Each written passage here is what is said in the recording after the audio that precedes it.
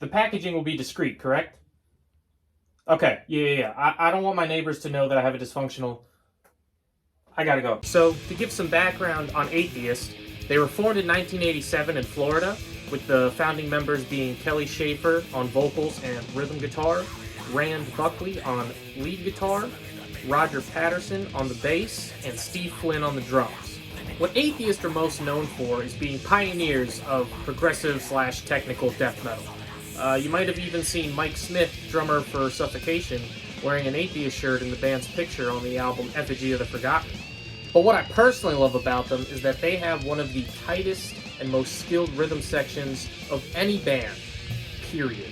A lot of their songs have these instrumental breaks that are just so technical that the tab sheet looks like the fucking Raymond hypothesis, but simultaneously they just have these guerrilla, mongoloid, head-banging ass riffs.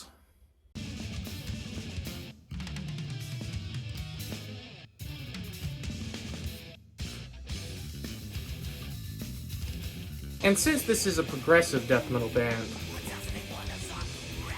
I'm going to wear my blue light glasses to make me look sophisticated. But as soon as they broke onto the scene, they vanished. 3 albums in as many years, followed by 17 years of silence. Until in 2010, they came out of nowhere to release their 4th album, Jupiter. Now, would this album that was being released after an extended absence be closer to Accepts Blood of the Nations? Or would it be closer to Morbid Angel's Elid Divinium Anus? Let's find out.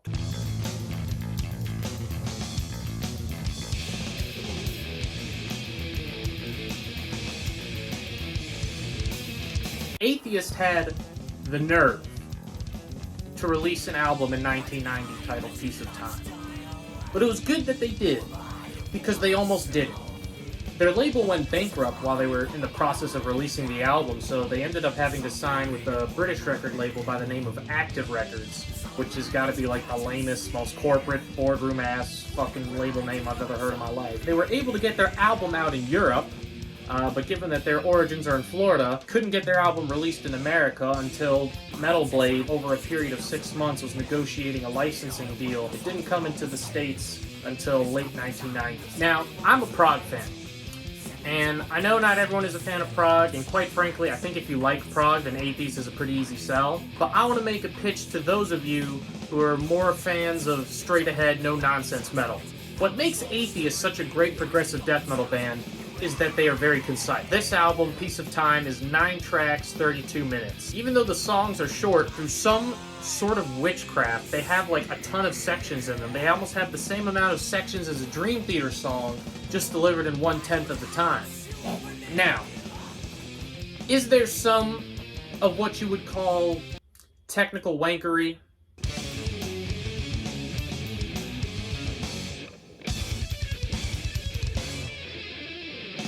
Sure, but I never think it oversteps the boundaries into Archspire territory where it's just a retarded amount of noise being thrown at you all at once. I think of Atheist progressive tendencies, at least on the first couple of records, is more akin to, I wouldn't call it progressive, but I guess the dynamic songwriting of like Testament's The New Order or Megadeth's Rust in Peace, you know, the late 80s, early 90s thrash sound.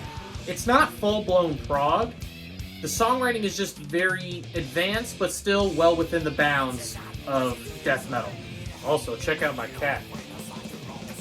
You're a good kitty cat. Ah! See you later, Moose. The album also has 3 major lyrical themes. Shitting on religion, shitting on politicians, and death. Hence the name death metal. You know, it has death as a visceral, bloody experience, as another step in a cosmic journey, and also analyzes death from an existentialist point of view. My favorite track on the album is probably Room with a View. And truth be told, I don't really know why it is my favorite. It's just how it is.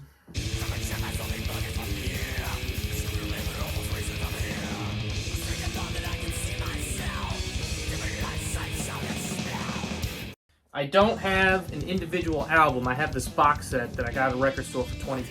It has all their albums. But for this album, overall, 8.5 out of 10.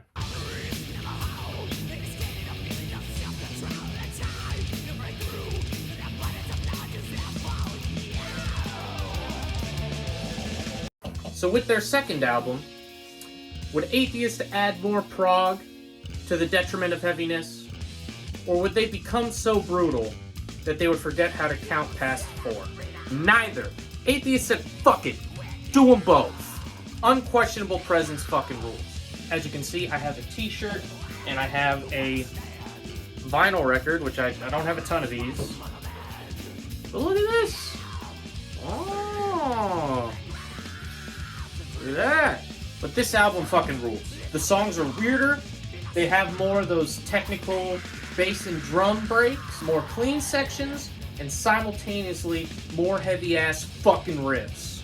However, one cannot mention this album without mentioning the unfortunate passing of the bass player Roger Patterson, car accident in 1991. It was right before they were about to go into the studio. They eventually found a replacement in Tony Choi, who did a phenomenal job playing the parts that Roger wrote, but unfortunately never got to play. And of course, the band would dedicate this album to him, as did Suffocation with their 1991 album Effigy of the Forgotten, as did Napalm Death with their Mass Appeal Madness, and Paul Masvidal and Shine Reinhardt of Cynic fame, while they were playing for Death and Human in 1991, they also made a dedication to Roger Patterson that read as, "A warm hello to Roger Patterson, whose soul has left the confinements of the human illusion," which is just like a really dumb, edgy way of saying rest in peace. Godspeed, brother. But to describe this album as succinctly as possible, this album is Piece of Time on steroids, with better production. You want heavy riffs? Check out Enthralled in Essence. You want prog? Then you got An Incarnation's Dream.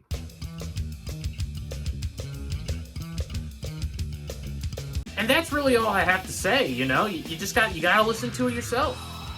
You know, overall, I would give this album about a 9.5 out of 10. It's not perfect, but you'd still tap it in a heartbeat.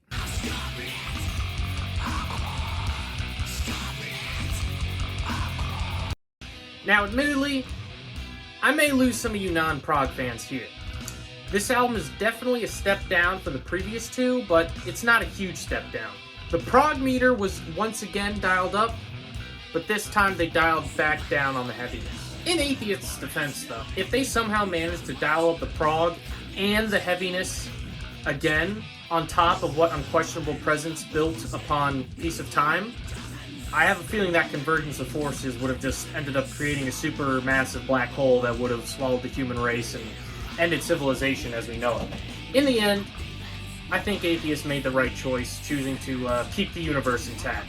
And once again with Atheist, just like with their debut album Piece of Time, this album almost didn't come out, because Atheist disbanded in 1992.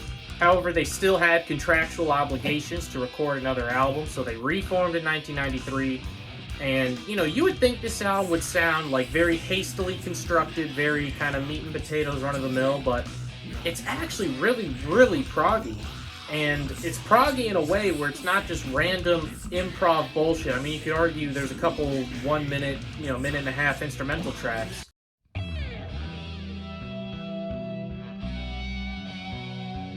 But I would say generally it's a seamless flow of metal and jazz.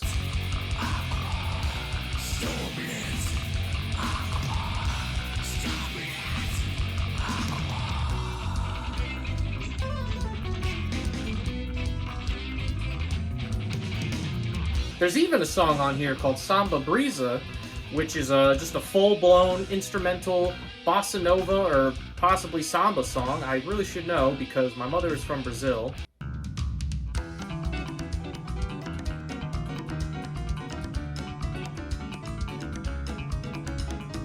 But even though my mother is Brazilian, eu não falo português. But eu sou homem como bolsa. But as always, despite the increase in prog, it's not like there are no heavy moments on here.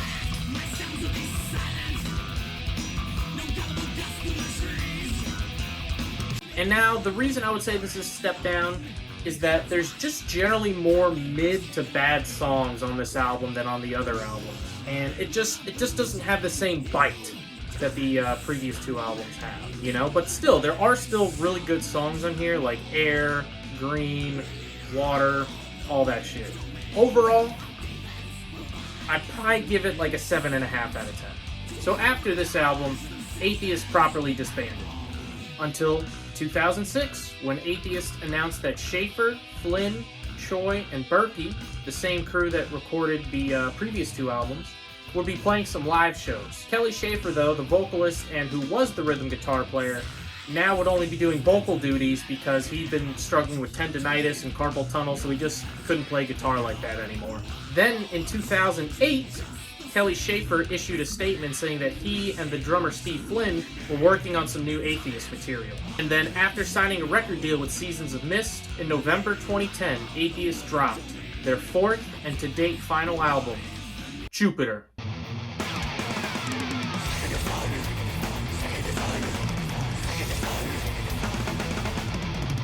So to answer the question I posed at the beginning of the video, would this album be closer to Accept's Blood of the Nations or Morbid Angel's Elude Divinium Anus?